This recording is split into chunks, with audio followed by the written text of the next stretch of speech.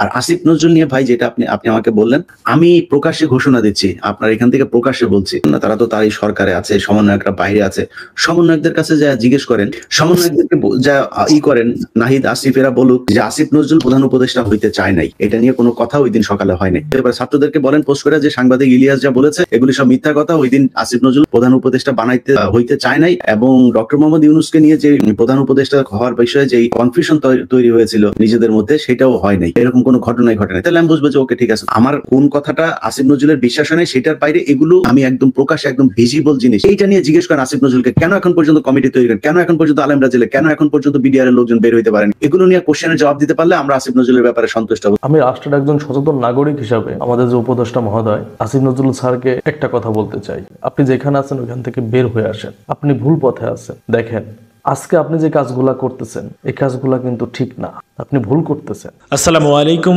ওয়া রাহমাতুল্লাহি ওয়া বারাকাতুহু। দেশ ও দেশের বাহিরে দূর দূরান্ত থেকে যারা দেখছেন ভিডিওটি এই মুহূর্তে, তাদেরকে অনুরোধ করব দয়া করে পুরো ভিডিও সম্পূর্ণ দেখবেন। খুবই গুরুত্বপূর্ণ এবং অত্যন্ত ইম্পর্ট্যান্ট ভিডিও নিয়ে উপস্থিত হয়েছি আপনাদের মাঝে। প্রিয় দর্শক, সম্মানিত বন্ধুগণ, দর্শক শ্রোতা মণ্ডলী, সম্প্রতি সাংবাদিক ইলিয়াস হোসেন এবং আসিফ নজরুলকে নিয়ে নানা ধরনের বিতর্ক, আলোচনা, সমালোচনা হচ্ছে। প্রিয় দর্শক শ্রোতা মণ্ডলী, সাংবাদিক ইলিয়াসের প্রতিবেদন প্রকাশের পর থেকেই এমন তর্ক বিতর্কের শুরু হয়েছে। প্রিয় দর্শক, এবার আবারও সাংবাদিক ইলিয়াস হোসেন আসিফ নজরুলকে নিয়ে কথা বলেছেন। আসিফ নজরুলকে ওপেন চ্যালেঞ্জ করেছে সাংবাদিক ইলিয়াস। সাংবাদিক ইলিয়াস চ্যালেঞ্জ দিয়ে আসিফ নজরুলকে বলেছে যদি সাহস থাকে আসিফ নজরুল সাংবাদিক ইলিয়াসের তোলা অভিযোগগুলো মিথ্যা প্রমাণ করে দেখাক। প্রিয় দর্শক শ্রোতা মণ্ডলী, সাংবাদিক ইলিয়াস চ্যালেঞ্জ দিয়ে বলেছে আসিফ নজরুলকে যদি সাহস থাকে আসিফ নজরুল সাংবাদিক ইলিয়াসের প্রতিবেদন মিথ্যা প্রমাণ করে দেখাবে। প্রিয় দর্শক শ্রোতা মণ্ডলী, আপনারা কি মনে করেন, সাংবাদিক ইলিয়াস যে প্রতিবেদন প্রকাশ করেছে সেটা কি সত্য নাকি আসিফ নজরুল নির্দোষ? আপনারা অবশ্যই আপনাদের ব্যক্তিগত অপিনিয়ন কমেন্টে জানাবেন। চলুন কথা না বাড়িয়ে আসিফ নজরুলকে কঠিন চ্যালেঞ্জ করে সাংবাদিক ইলিয়াস ভাই কি বলল তার বক্তব্যটা শুনে আসি, তারপরে কথা বলি। আর আসিফ নজরুল নিয়ে ভাই যেটা আপনি আপনি আমাকে বললেন, আসিফ নজরুলের ব্যাপারে আপনাকে বুঝতে হলে একটু ভিতরে যাইতে হবে, আর একটা সপ্তাহ ওয়েট করতে হবে। আসিফ নজরুল আসলে কে সেটা আপনাদেরকে জানতে হবে, দেশবাসীকে জানলে সেই দিন আপনারা বুঝতে পারবেন যে আসলে আসিফ নজরুলকে দিয়ে এইসব সম্ভব কিনা। আর আরেকটা বিষয় সেটা হচ্ছে যে, যেহেতু আমার চ্যানেলে এই কথাগুলো এটা নিয়ে খুব বেশি করার টাইম পাইনি, আমি আরেকটা নিয়ে খুবই ব্যস্ত আছি। সেটা হলো, আপনার যাদেরকে নিয়ে কথা হচ্ছে তারা তো সমন্বয়ক, তাই না? তারা তো তারই সরকারে আছে, সমন্বয়করা বাইরে আছে, সমন্বয়কদের কাছে যা জিজ্ঞেস করেন, সমন্বয়কদেরকে যা করেন, নাহিদ আসিফ এরা বলুক যে আসিফ নজরুল প্রধান উপদেষ্টা হইতে চায় নাই, এটা নিয়ে কোনো কথা ওই দিন সকালে হয়নি। যদি এটা বলে তারপরের দিন আমি বলবো যে ওকে ঠিক আছে, তাহলে ওদের আমাকে যারা তথ্য দিয়েছে, কারণ আমি যে প্রোগ্রামটা করেছি এই প্রোগ্রামটা তো ভাই, আমি তো সেনাবাহিনীতে চাকরি করিনি, আমি সেনাবাহিনীতে ট্রেনিংও করিনি। তো সেখানে এরকম কিছু জিনিস দেখানো হয়েছে যে জিনিসগুলো সেনাবাহিনী না দিলে তো এটা সম্ভব না। আপনি সেনাবাহিনীর এই যে ওরা যে ট্রুপ যে করেছিল, কোন কোন জায়গায় ওদের চেকপোস্ট, কোন কোন বাহিনীর ব্রিগেডের চেকপোস্ট কোথায় দেওয়া হয়েছে, এগুলো সব ম্যাপ সহ এখানে দেখানো হয়েছে। তো এটা কিভাবে সম্ভব? নিশ্চয়ই সেনাবাহিনী সহায়তা করেছে এখানে। তো সেনাবাহিনী যদি নাকি আমাকে এটা দিয়ে থাকে, তাহলে আমাকে ভুল দিতে পারে।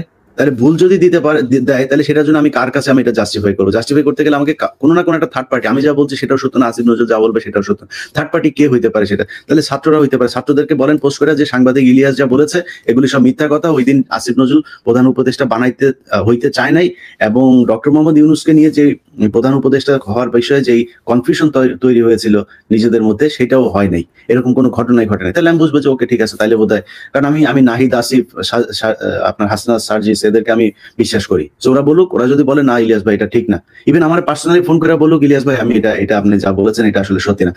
ইভেন যে সমন্বয়কদের ভেতরে একজন এই পর্যন্ত কথা বলেছে, তিনি বলেছেন যে ইয়েস আসিফ নজরুল, এবং এটা না আরো একজনের কথা বলি, সেটা হচ্ছে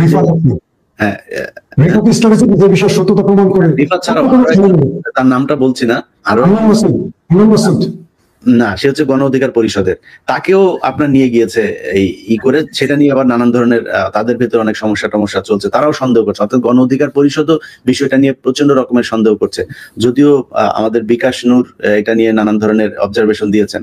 তো বিকাশ নূর তো আসলে তার রাজনীতি তো এই দেশে শেষ, আপনি ওই 15-20 জন পোলাপান নিয়ে আপনি একটা করতে পারবেন, একদিন মিছিল হবে 15-20 জন, কারণ এটা তো ব্যবসা প্রতিষ্ঠান হিসেবে হয়ে গিয়েছে। সে কোথায় কোথায় টাকা পয়সা নিয়েছে, কোথায় কোথায় তার ব্যবসা, তার বাইরে কি ব্যবসা ধরিয়ে দিয়েছে, এগুলো সব কিন্তু আমরা জানি। সো বিকাশ নূরকে বলবো, বিকাশ নূর আপনি ফেসবুকে আমার একটা পোস্ট করছেন, আপনি ওটার জন্য ক্ষমা চাই আবার পোস্ট করবেন, নাহলে কিন্তু গোলাম ময়লা রনি হয়ে যাবেন। এটা মাথায় রাখেন যে আমি যদি ধরি না, আমি কিন্তু ফাও কথা বলে ধরবো না, আমি ধরলে সময় নেই, কিন্তু সময় নিলেও এটার ভেতরে জিনিস থাকে।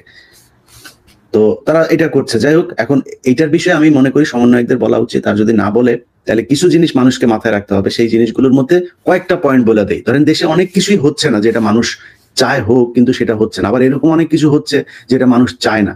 এর মধ্যে অন্যগুলো বাদ দিলাম, ধরেন নিত্য প্রয়োজনীয় জিনিসের ওইটা বাদ দিলাম, প্রবাসী মন্ত্রণালয়ের কিছু, পররাষ্ট্র মন্ত্রণালয়ের কিছু কাজ আছে, প্রবাসীদের কিছু নিয়ে কিছু কাজ আছে, যে প্রবাসীরা এখন পর্যন্ত যে সুযোগ সুবিধা পাওয়ার কথা, ইন্ডিয়া থেকে সৌদিতে যাইতে লাগে 1 লাখ, আমার দেশ থেকে কেন 5 লাখ লাগে, 7 লাখ লাগে, মালয়েশিয়া যেতে কেন 50,000-এর জায়গায় 5 লাখ লাগে, এটা নিয়ে প্রবাসীদের এই কাজগুলো করা দরকার, হচ্ছে না। এগুলো বাদ দিলাম, আসিফ নজরুলের জায়গাটায় আসে। আপনাদের মানে বিশ্বাস হয় যে এখনো পর্যন্ত কয়েক হাজার আলেম জেলে আছে? এটা বাংলাদেশের মানুষ কি বিশ্বাস করেন? এখনো পর্যন্ত আছে, এখনো পর্যন্ত, এই যখন কথা বলছি এই সময় পর্যন্ত। বিডিআর এর পরিবারগুলোর সাথে আমার মানে আমি আমার জায়গা থেকে আমি তাদেরকে যতটুকু সম্ভব আমি সাপোর্ট দেওয়ার চেষ্টা করছি। তাদের সাথে আমার কানেকশন আছে, তাদের সাথে আমার কথা হয়, এই মামলাগুলোর ব্যাপারে কি হচ্ছে, সামনে কি হতে যাচ্ছে, এগুলো নিয়ে সবসময় তারা আমাকে আপডেট জানায়। 5 তারিখের পরে ভাই 3টা শুনানি হয়েছে, জামিন শুনানি, বিস্ফোরক দ্রব্য মামলা। আপনার এই দুইটার মধ্যে আপনার এই মামলাটা আছে।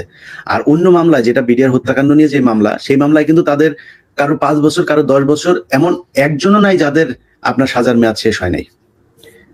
মনে হয় 2-3 জন বা এরকম কয়েকজন আছে যাদের যাবজ্জীবন, এদেরও শেষ হওয়ার পথে। এখন তাদেরকে ছাড়া হচ্ছে না। 5 বছর মেয়াদ যার, সে কিন্তু 10 বছর ধরে ফাও জেল খাটছে। আচ্ছা আপনি বলেন, বাংলাদেশের এই সরকারকে কি এটা বোঝানো যায় না এখন পর্যন্ত যে বিডিআর হত্যাকাণ্ডের সময় এই ইন্ডিয়ান বাহিনী ছিল, আওয়ামী লীগের ষড়যন্ত্র? এটা কি আসিফ নজরুলকে বোঝানো গেছে এখন পর্যন্ত? বাংলাদেশের মানুষ কি কেউ জানে যে এই গুম, এই বিডিআর হত্যাকাণ্ড এগুলো কারা করলো? আসিফ নজরুল এখনো পর্যন্ত জানেন নাই।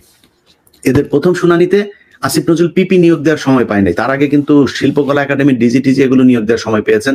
তারপরে অন্যান্য কথাবার্তা আপনার চ্যানেলে আর নাই বলি, সুন্দরভাবে বলা যায়, সেগুলো আর না বললাম। উনি পিপি নিয়োগ দিতে পারেন প্রথম শুনানিতে। আচ্ছা, পরের শুনানি হইল সম্ভবত এই মাসের 7 তারিখে বোধহয়, মানে নভেম্বরের 7 তারিখে। সেই 7 তারিখে, নভেম্বরের 7 তারিখে সম্ভবত, আমার ঠিক আমি ডেটগুলো ভুল করতে পারি, অর্থাৎ লাস্ট যেটা গেল সেটাতে বলেছে যে পিপি নিয়োগ হয়েছে। উনি পড়ার সময় পান নাই এখনো, এটা বিশাল বড় একটা এটা পড়ার এখনো সময় পায় নাই। আচ্ছা, তারপরের না সরি, এটা হলো এর আগেরটা। আর লাস্ট যেটা গেল সেটাতেও বলেছে এখনো তাদের আরো সময় লাগবে। সেই সময় কবে? সেটা চেয়েছে জানুয়ারির 8 তারিখে পরের শুনানি, ডিসেম্বর, তারপরে জানুয়ারি। তো আসিফ নজরুল, আপনার শাওনের সাথে বিছনার মধ্যে আপনার লুটুপুটু খেলার জন্য এই দেশটা স্বাধীন হয় নাই। আপনাকে বুঝতে হবে এই দেশে আলেমরা জীবন দিয়েছে, তাদের তাড়াতাড়ি ছাড়ানোর ব্যবস্থা করেন। তাদের মামলার ব্যাপারে প্রচন্ড রকমের রেস্ট্রিকশন দিয়ে রেখেছে, শুনানি হচ্ছে না, জানেন আপনি? আমি কালকে এক আলেমের সাথে কথা বললাম, তাদের এই শুনানিগুলো ডিলে করা হচ্ছে, সপ্তাহে একটা করে, একদিন করে আপনার শুনানি নেওয়া হচ্ছে, এর বাইরে মামলা। মানে যত এটাকে লেন্দি বানায় এই আলেমদেরকে যতদিন জেলে রাখা যায়। আসিফ নজরুল স্বপ্ন দেখে আর্মি আসবে, আর্মি আসার পরে এদের নিয়ে কথা বলা যাবে না। আসিফ নজরুল, আমরা বাল ফালাইতে এখনো এখানে বসে আছি, আপনার মনে হয়? এখানে আমেরিকায় বসে আছে, এতদিন দেশে যাই নাই কেন? তোমার মতো এরকম এই ইন্ডিয়ান রয়্যাল এজেন্ট যে এখনো পর্যন্ত আসতে পারে, এটা আমরা জানি। তোমাদেরকে নির্মূল না করা পর্যন্ত দেশে যাব না। কিছু ছিঁড়তে পারলে ছিঁড়া দিও। এগুলি খুব কষ্টের কথা মাসুম ভাই, বিশ্বাস করেন। বিডিআর এর পরিবারগুলো আপনি জানেন, সেই উত্তরবঙ্গ থেকে ঢাকায় আসে, বাস ভাড়ার টাকা নাই ভাই, বাস ভাড়া দেওয়ার মতো টাকাটা নাই। সেই মানুষগুলোকে এখানে আনা হচ্ছে, তারা আসতেছে, তাদের এই নাই ওই নাই। আর আসিফ নজরুল, আপনার সব কাজ বাদ দিয়ে বিডিআর এদেরকে বার করতে হবে, কারণ তাদেরকে ভারতের সরাসরি চক্রান্তের শিকার এই মানুষগুলো, আপনি তাদেরকে বার করেন না। এই কাজ কার? সারা দেশে আপনি জানেন এই ইয়েদেরকে জামিন দেওয়ার জন্য আপনার দেওয়া হচ্ছে, কি বলে, চাপ দেওয়া হচ্ছে। পুলিশকে তাড়াতাড়ি বলা হচ্ছে, তাড়াতাড়ি আপনারা রিপোর্ট দেন, রিপোর্ট না দিলে জামিন দিয়ে দিব। আমি কালকে একজনের সাথে কথা বললাম, খুব বড় উপর লেভেলের এক পুলিশ অফিসারের সাথে কথা বললাম, তিনি বললেন যে এই ভাই আমাদেরকে এই থেকে এই ধরনের অসহযোগিতা করা হচ্ছে, জামিন দেওয়ার জন্য পাগল হয়ে গিয়েছে জজ সাহেবেরা।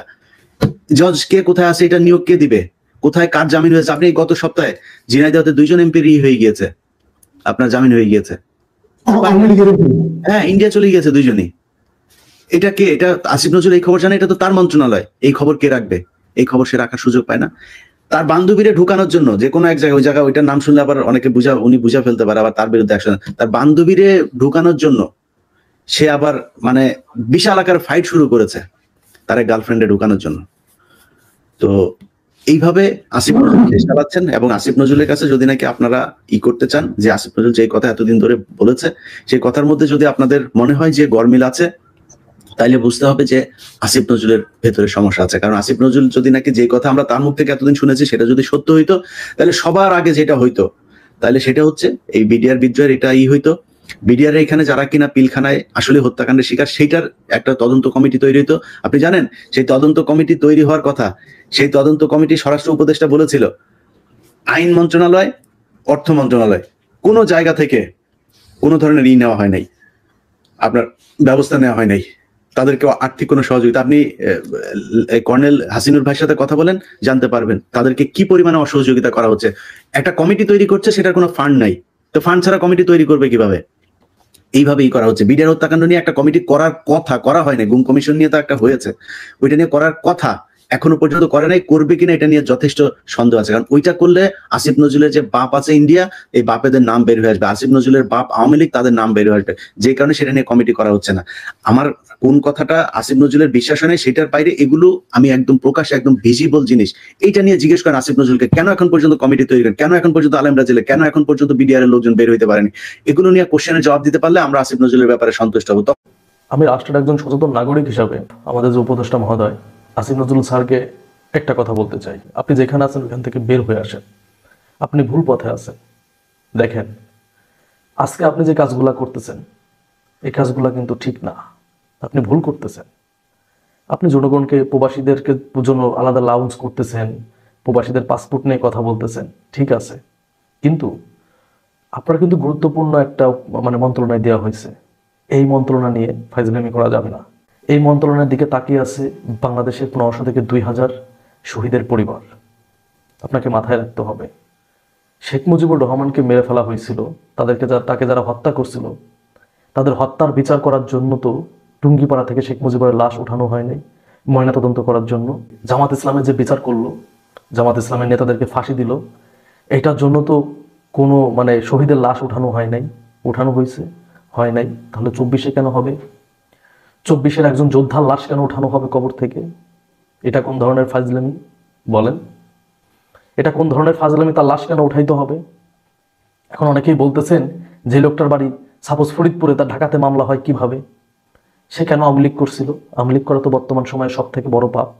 কেন আওয়ামী লীগ করছিল? সে আওয়ামী লীগ করছে, সে 15.5 বছরে বাংলাদেশের জনগণের সাথে অত্যাচার জুলুম করে নাই? বাংলাদেশের জনগণের অর্থ লুটপাট করে খায় নাই? আমার এলাকাতে আছে যাদের কিছু ছিল না, তারা ডুপ্লেস বাড়ি, তাদের গাড়ি, সবকিছুই হয়েছে। এটা কার টাকা? আমার আপনার টাকা। এরা যে হত্যা করছে এটা প্রমাণ করার জন্য কেন লাশ উঠানো হবে? আপনি কি ভিডিওগুলো দেখেন নাই? পুলিশ কিভাবে গুলি করছে আপনি দেখেন নাই? 4 তারিখে সারা বাংলাদেশে প্রতিটা জেলায় জেলায় কিভাবে মানুষকে নির্মমভাবে মারছে, পিটায় হত্যা করছে, দেখেন নাই আপনি? তারপরে কেন লাশগুলা উঠাইতে হবে? আপনি তো, সবাই বলে যে আমি একটা ভোটের ব্যবস্থা করছি, অনেকে আসিফ নজরুল স্যারের কথা বলতেছে যে না, তারও অবদান আছে। আপনি তো একজন বিপ্লবী সাপোজ, তাহলে আপনি দেখছেন না? কাছ থেকে তো দেখছেন যে কিভাবে মারা হয়েছে। যেহেতু বাংলাদেশে শেখ মুজিবুরের হত্যাকারীদের বিচার করতে শেখ মুজিবুরের লাশ উঠাইতে হয় নাই, সেহেতু আমাদের 24-এর যারা যোদ্ধা, এদের হত্যাকারীদের বিচার করতে আমাদের শহীদ ভাইদের লাশ উঠানো যাবে না। আপনি যদি এইসব জায়গায় ভুল করেন, বাংলাদেশের মানুষ কিন্তু চুপ থাকবে না। এই লাশ উঠানো মানে একজন শহীদের পরিবারের সাথে ফাজলামি করা। একজন শহীদের পরিবারের সাথে ফাজলামি আমি আপনি করতে পারি না। তারা তাদের অনেকের ভাইরা হারাইছে, অনেকের সন্তানকে হারাইছে, অনেকের বাবাকে হারাইছে। আপনি তাদের সাথে ফাজলামি করেন একজন শহীদের লাশ উঠাইয়া? তারা কি অ্যাক্সিডেন্টে মারা গেছে, রোড অ্যাক্সিডেন্টে মারা গেছে, না তারা আত্মহত্যা করছে? তাদের লাশ উঠাবেন কেন? এটার প্রমাণের জন্য তো বেশি কিছু প্রয়োজন নাই, কিভাবে নির্মমভাবে পাখির মতো গুলি করে মানুষগুলাকে মারছে। কেন? তারপরে কেন লাশ উঠবে? প্লিজ আর একটা লাশ উঠায়েন না। আমি মনে করি বর্তমানে আপনাকে সব থেকে গুরুত্বপূর্ণ দায়িত্বটা দেওয়া হয়েছে এই আওয়ামী লীগের বিচার করার জন্য। আপনাকে সুষ্ঠু বিচারটা করতে হবে, এটা বাংলাদেশের মানুষ চায়। প্লিজ। আসিফ নজরুল সম্পর্কে 2-3টা প্রতিবেদন আসছে ইলিয়াসের, এবং সেখানে তাকে একটা বিশেষ গোষ্ঠী, বিশেষ এজেন্ট বলা হয়েছে। আমি বলছি না, আমি মিডিয়ার কথা বলছি, এবং সেটা তুমি তুড়ি দিয়ে উড়িয়ে দিয়েছেন। কিভাবে? একটা মিথ্যা কল্পনাকেও হার মানায়। এত সহজে কি সেই হওয়া যায় যে বলে দিলেন আপনি আর স্টেটমেন্ট ফ্রি, আপনি কি অভিযোগ থেকে মুক্ত হয়ে গেলেন? তাহলে শেখ হাসিনা আর আপনাদের মধ্যে তফাৎ কি? শেখ হাসিনা তো এইভাবে তুড়ি মেরে উড়িয়ে দিত। কোথায় ঘুম হয়েছে, হত্যা হয়েছে, বলছেন না নিজের দলের লোকে পিটিয়েছে, সে গুলিতে মরে নাই। আমি এই স্টেটমেন্ট সেম দেখি, প্লাস কাউকে সোশ্যাল মিডিয়ায় বলতে দেখি। আমি সেদিন দেখলাম জাহিদ ভাইও, আমাদের ডক্টর জাহিদ, সেও একটা স্ট্রং ডিফেন্স তার পক্ষে নিচ্ছে, কি বিভিন্ন ভাবে কথা বলে গেছে, কিন্তু ওইটা বলে নাই সে এজেন্সির লোক কি লোক না, কিংবা লোক না। আজ আমি একটা সিম্পল প্রশ্ন করি, প্রশ্নটা তো আসছে আপনার ব্যাপারে, আপনি এজেন্ট কি না এটা একমাত্র আপনি জানেন। আর বাইরের থেকে যদি মিস্টার এক্স বলে আপনি এজেন্ট, ওয়াই বললো আপনি নন, তাহলে তো ওয়াই কে প্রমাণ করতে হবে নন, এক্স কে প্রমাণ করতে হবে আপনি আছেন।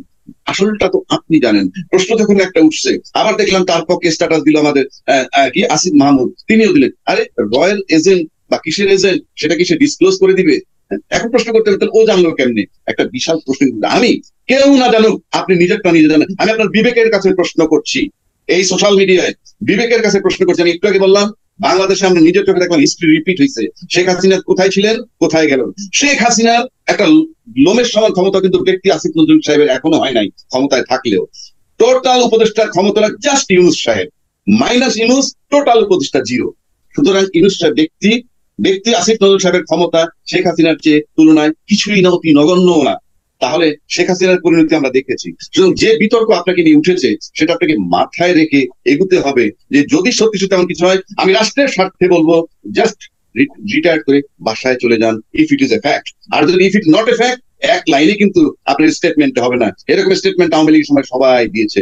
সেই জন্য আমি বললাম যে আজকে যে 626 জনের কৈফিয়ত চাওয়া হচ্ছে, সুতরাং আমার কাছে মনে হয় প্রত্যেকে যার যার জায়গা থেকে দায়িত্ব পালন করেন, ট্রান্সপারেন্সি প্রমাণ করেন। যত আপনাদের স্বচ্ছতা হারাবেন তত বেশি বিপদে পড়বেন, আমি নিশ্চিত করে বলে দিচ্ছি। এখনো বলছি সেখানে টোটাল প্রশাসন আপনাদের পক্ষে কাজ করতেছে না, কাজে আপনি প্রশাসন দিয়ে রক্ষা পাবেন না। যদি এই ছাত্র সমাজ খেপে যায় আবার, কেন সার্জিস আলম ইতিমধ্যে আবার বলেছেন যে যদি জুলাইয়ের অভ্যুত্থানকে সাথে বিশ্বাস ভঙ্গ করা হয় তাহলে প্রধান উপদেষ্টাও ছাড় পাবে না। এখন আসি আপনার প্রসঙ্গে, আরো দুইটা কথা বলছেন আপনি, যেটা নাহিদ বলেছে রাজনৈতিক দলগুলো ষড়যন্ত্র করতেছে এই সরকারের বিরুদ্ধে। অফকোর্স করবে। এটা মানে এই না যে আপনার দলের এই সরকারের বিরুদ্ধে কেউ ষড়যন্ত্র করলে সেটা আমন্ত্রণ জানাচ্ছি আমি। এটা হলো রাজনীতির দাবা খেলা। আপনি ঘরে নির্বিকার বসে থাকবেন আর আপনার বিরুদ্ধে ষড়যন্ত্র হবে না। কেন হবে না? কেন না? আমাকে তো ক্ষমতায় যেতে হবে, আমি তো রাজনীতি করি, দাবা খেলি। সেই দাবা খেলা আপনি নেমেছেন। আপনি যখন হারুন হোটেলে ভাত খেয়ে তারপর যখন হারুনের চাপে স্টেটমেন্ট দিছিলেন, সেটাও ছিল ওই সময় রাজনীতি। সেখান থেকে আপনি চলে এসে আপনি শহীদ কতজন হইলো তাদের তালিকা করলেন না, আবার যারা আহত হইলো তাদেরকে এড়িয়ে গিয়ে আপনার ক্ষমতায় বসলেন, এখন পর্যন্ত কোনো তালিকা নাই। এটাও আপনাদের রাজনীতি। পরিষ্কার জুলাই উত্থানের সাথে তো আপনাদের বিশ্বাসঘাতকতা হচ্ছে। আপনার নগদের লোকগুলোর নাম পেলেন না, কতজন মারা গেছে, কতজন শহীদ আহত হয়েছে, তাদের চিকিৎসা কাকে কোথায় দিচ্ছেন? তাহলে রাজনীতিবিদরা কি বসে থাকবে? আপনারা বলতেছেন কি আপনারা সংস্কার করবেন, কি সংস্কার করবেন? এই পলিথিন ব্যাগ নিষিদ্ধ করা, তারপরে শব্দ দূষণ, বায়ু দূষণ আইন করা, এই দায়িত্ব কে দিচ্ছে আপনাদেরকে? আপনারা নির্বাচনের লাইনে কাজ করেন, এখন পর্যন্ত কি সংস্কার করছেন? প্রফেসর ইউনূস সাহেব বলেন, উপদেষ্টা বলেন, আপনারা সব তরুণ সমাজকে গুরুত্ব দিচ্ছেন। কি গুরুত্ব দিচ্ছেন? তরুণ সমাজ সব করেছে। উপদেষ্টা বানাচ্ছেন কারে? 74 বছর বয়স, যারা আওয়ামী লীগের সময় তারা অবসরে গেছে, যাদের নিজস্ব বেডরুম থেকে ড্রয়িং রুমে যাইতে, এই বাথরুমে যাইতে বা ডাইনিং হলে যাইতে বোধহয় হাইটে যেতে 3 মিনিট টাইম লাগে। তরুণ সমাজ কোথায়? যে তরুণরা আপনাদের নিয়োগ দিল, যে তরুণরা সবকিছু পারে, কাজে আপনি এখন মাহফুজ আলমের সেই কথাটা বলতে হয় যে 96-90 আন্দোলনের সময় যে তরুণরা ছিল, হ্যাঁ, তারা পুরনো প্রজন্মের কাছে বিক্রি হয়ে গেছে। আজকে মাহফুজ আলম সাহেবরা কি তাই হয়েছেন? নাহিদ সাহেবরা কি তাই হয়েছেন? এই উপদেষ্টাগুলিকে আপনারা সিনা টান করে এখন মাঠে এসে বলেন না যে এই লোকগুলাকে আপনারা নিয়োগ দিচ্ছেন।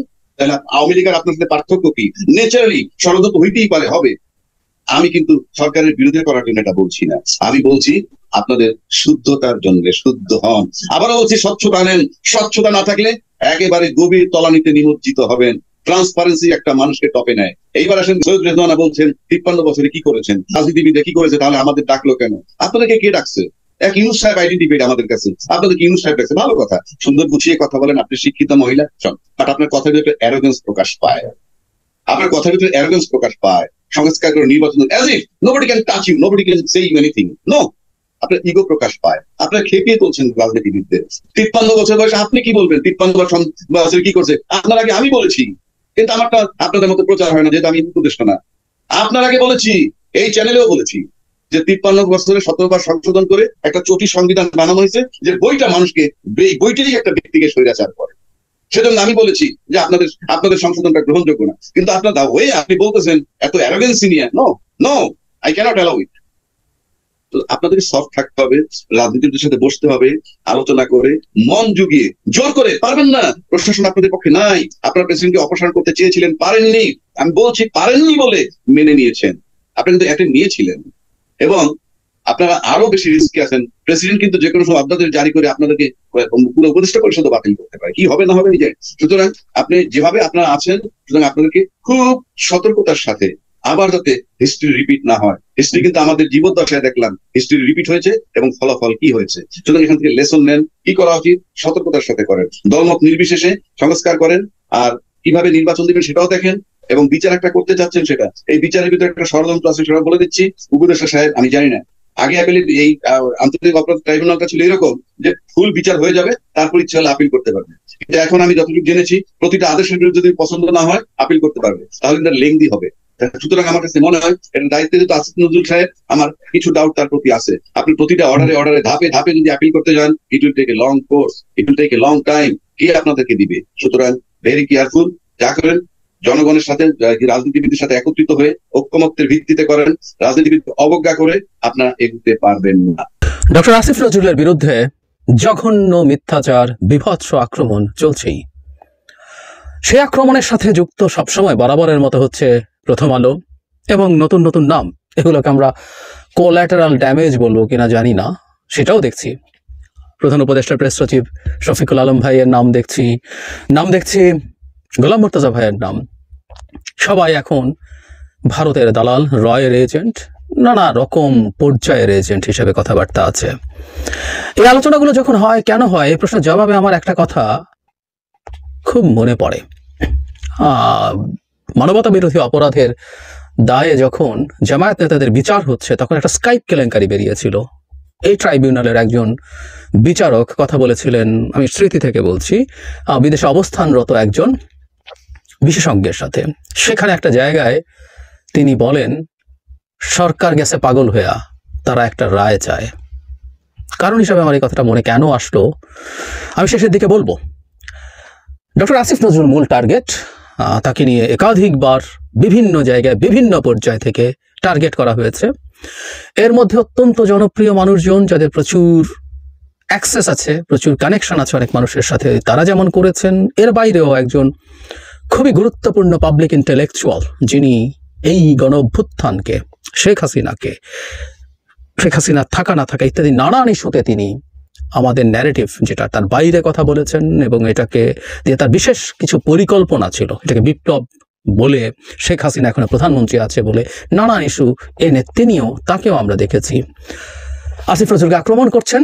এবং আসিফ নজরুলই সব নষ্টের গোড়া। আমি আমার গত ভিডিও যেটা আসিফ নজরুলকে নিয়ে করেছিলাম, সেখানে বলেছিলাম কেষ্টা বেটাই চোর, উনি নন্দ ঘোষ, যাই ঘটে সবকিছু তার। উনি নাকি উকিলি বুদ্ধি দিয়ে এই তাদের ভাষায় বিপ্লবকে রীতিমতো কনস্টিটিউশনাল প্রতি বিপ্লবে পরিণত করেছেন। আমি আসলে কারো এই আলাপগুলো আসলে আজকে আর খণ্ডাতে যাচ্ছি না, এগুলো নিয়ে অনেক কথাবার্তা হয়েছে, এবং যেসব অভিযোগ ডক্টর আসিফ নজরুলের বিরুদ্ধে আছে, করা হচ্ছে, সেগুলো খণ্ডাতে যাচ্ছে। অনেকে দীর্ঘ সময় নিয়ে সেগুলো খণ্ডাচ্ছেন। আমার কাছে এগুলো এত কাঁচা, এত এত উদ্ভট, এত হাস্যকর, এত অযৌক্তিক মনে হয়। এগুলোকে ধরে ধরে এগুলো ব্যাখ্যা করা আমার কাছে আসলে অপ্রয়োজনীয়ই মনে হয়, সত্যি বলছি তাই। এবং সেই কারণে আমি ওই পথে কখনো যাইনি, কখনো যাই না। আমি ধারণা করি একটা শ্রেণীর মানুষ যারা এটা কানেক্টেড হতে চান, হন। একটা সমাজে কিছু মানুষ এই ধরনের প্রচারণা, এই ধরনের প্রোপাগান্ডা, এই ধরনের বিশোধকারে, এই ধরনের মিথ্যাচারেও কানেক্টেড হন। আমাদের সবারই কম বেশি কনফার্মেশন বায়াস আছে, থাকবেই। আমারও নেই তা বলছি না, আমারও আছে, আমাদের প্রত্যেকের আছে। আমরা যারা অস্বীকার করি আমাদের বায়াস নেই, তারা আসলে সঠিক কথা বলি না, ভুল কথা বলি।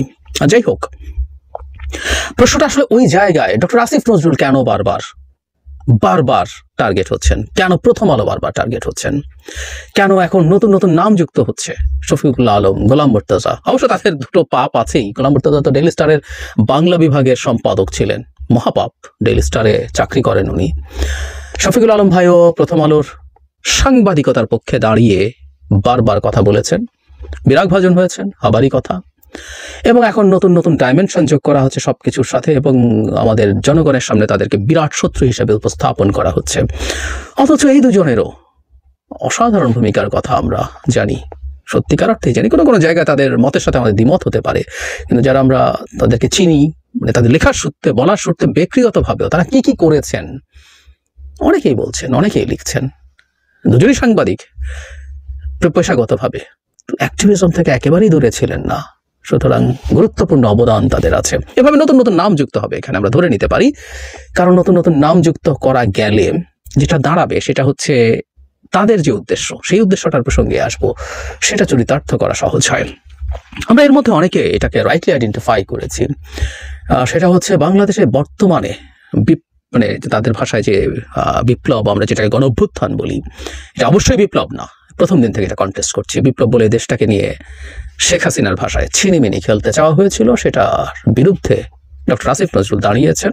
উনি আলোচনা করে, উনি একাই যে করেছেন তা না, যা যা হয়েছে সবার মধ্যে আলোচনা করে করার মাধ্যমেই এটা হয়েছে। কিন্তু উনি যেহেতু এটাকে তথাকথিত বিপ্লবে পরিণত করেননি, সে কারণে ওনার দোষ, উনি টার্গেট, এই দায় তার নিতে হবে, এই অপরাধ তার, কারণ উনি ওই কিছু মানুষের এক্সপেকটেশন ফুলফিল করেননি, তাই সেটা নিতে হবে। তাদের অনেক খোয়াব ছিল, বিপ্লব করে, বিপ্লব বানিয়ে কি করবেন সেটা পূর্ণ হয়নি। এরপরও এখন পাল্টা কি করা যেতে পারে, পাল্টা যা করা যেতে পারে সেটা হচ্ছে নতুন করে আবার কি সেই তথাকথিত বিপ্লবী সরকার গঠন করা যাবে, এবং সেই সরকার গঠন করার মাধ্যমে কি করা যেতে পারে সেটার খোয়াব আছে, সেটার আলাপ আছে। ধারণা তারা করেন যে ডক্টর আসিফ নজরুল সেখানেও একটা ব্যারিয়ার দিচ্ছেন। বাংলাদেশে এখন এই মুহূর্তে যে পরিস্থিতি আছে, সে পরিস্থিতিতে একটা বিপ্লবের কথা বলবেন। এখানে একটু অপ্রাসঙ্গিক হলেও যোগ করে রাখতে চাই, কনস্টিটিউশনের মধ্য থেকে জনাব শাহাবুদ্দিন চুপ্পুর কাছে শপথ নিয়ে উপদেষ্টা হওয়া তীব্র সমালোচনা করা হয়েছিল। অথচ সিরিয়াতে বাশার আল আসাদের পতনের পর যারা বাশারের বিরুদ্ধে সশস্ত্র যুদ্ধ করেছে গত 13 বছর, তারাও এসে সবকিছু নিজের মতো করে নিয়ে নেননি, দখল করে নেননি।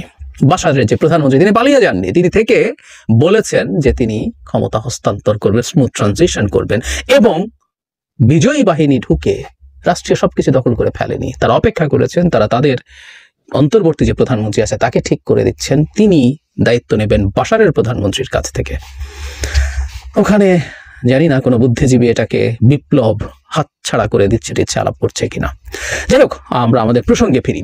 এর বাইরে একটা খুব গুরুত্বপূর্ণ জায়গা আছে যে আমাদের সরকারের মানে আমি আওয়ামী রেজিমের কথা বলছি, তাদের বিরুদ্ধে যারা লড়াই করেছে তাদের মধ্যে নানা রকম সংঘাত, দ্বন্দ্ব তৈরি করে দেয়া, অনৈক্য তৈরি করে দেয়া।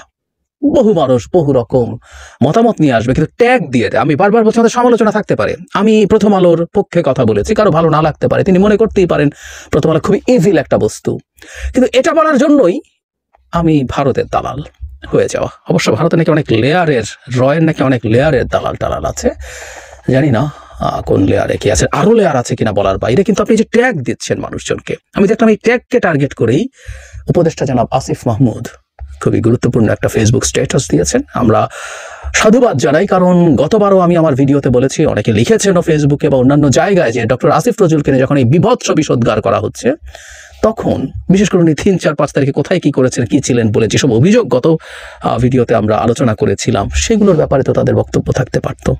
কিন্তু তারা শেষ পর্যন্ত কথা বলছেন, which is very nice to see। এটা চালিয়ে যেতে হবে। আমরা বারবার বলছি আমাদের প্রত্যেকের সমালোচনা থাকতে পারে। আসিফ নজরুল সমালোচনার ঊর্ধ্বে থাকবেন কেন? অবশ্যই উনি সমালোচনার মধ্যে থাকবেন। উনি পুরো এন্টায়ার প্রিভিয়াস সময়, এখনকার সময় কি করেছেন সেটা এক জিনিস, আর যাবতীয় যত কিছু শুধুমাত্র মন গড়া কিছু বলে বলে তাকে দায়ী করে যাওয়া, এর চেয়ে বিভৎস কুৎসা তো আর কিছু হতে পারে না। এবং উনি প্রথম আলোর লোক, উনি প্রথম আলো মিলে যাবতীয় যত কিছু বাংলাদেশে অকল্যাণকর সবকিছু এরাই নিয়ে এসছেন। এবং প্রথম আলোর পক্ষে কেউ সামান্য যদি বলেন, তিনি শেষ, তিনি রয়ের এজেন্ট, ভারতের দালাল, ইত্যাদি ইত্যাদি। প্রথম সম্মানিত বন্ধুগণ, দর্শক শ্রোতা মণ্ডলী, আপনারা দেখতে পারলেন। এখন ব্যক্তিগত মতামত অবশ্যই কমেন্ট করবেন, আপনারা কি বলতেছেন। সাংবাদিক ইলিয়াস তথ্য প্রমাণ ছাড়া কোনো সংবাদ কিংবা প্রতিবেদন উপস্থাপন করে না, প্রকাশ করে না, সেটা আমরা সকলেই জানি। প্রিয় দর্শক শ্রোতা মণ্ডলী, আমরা নির্দ্বিধায় বিশ্বাস করি সাংবাদিক ইলিয়াস যে প্রতিবেদন প্রকাশ করেছে সেটা 100% সত্য এবং একদম মানে তথ্য প্রমাণের ভিত্তিতে আসিফ নজরুলকে নিয়ে যেই অভিযোগ করেছে সাংবাদিক ইলিয়াস সেটাই সত্য, আমরা সেটা নির্দ্বিধায় বিশ্বাস করছি। সুতরাং সাংবাদিক ইলিয়াস চ্যালেঞ্জ করেছে, যদি সাহস থাকে এখন আসিফ নজরুল প্রমাণ করে দিক যে সাংবাদিক ইলিয়াস যে অভিযোগ করছে, যে অভিযোগ তুলেছে আসিফ নজরুলের দিকে, সে অভিযোগ মিথ্যা। সাহস থাকলে প্রমাণ করুক আসিফ নজরুল। আমাদের ইলিয়াস ভাই তো স্পষ্ট ওপেন চ্যালেঞ্জ দিচ্ছে। প্রিয় দর্শক, আপনারা কি বলতে চান? আপনারা অবশ্যই কমেন্ট করবেন আপনাদের মতামত। আমাদের চ্যানেলে নতুন হয়ে থাকলে অবশ্যই চ্যানেলটি সাবস্ক্রাইব করে পাশে থাকা বেল বাটনটি ক্লিক করে রাখবেন, যাতে পরবর্তী সমস্ত আপডেট পৌঁছায় সকলের আগে আপনাদের কাছে। আল্লাহ হাফেজ।